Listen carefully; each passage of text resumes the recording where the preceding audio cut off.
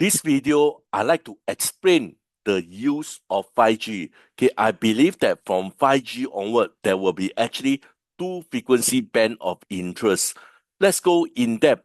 Firstly, let's understand the 2G, 3G, and 4G.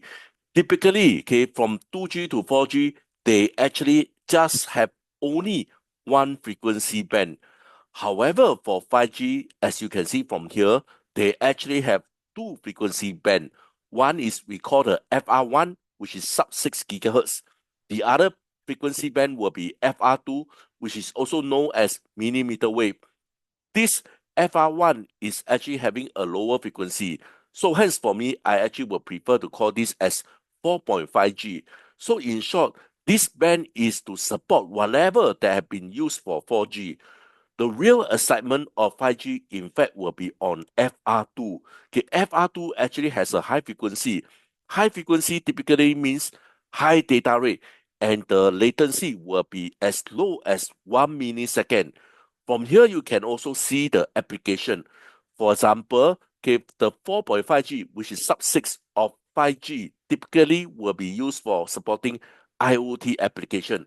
For example, I also believe that MBLT will be carried by this sub-6 gigahertz. As for autonomous vehicle, I believe that they will be supported by high frequency, which is in Singapore, we are typically using between 26 and 28 gigahertz.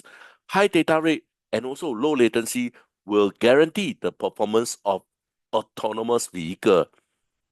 From the free space path loss equation, you notice for low frequency, it actually can send at a longer range.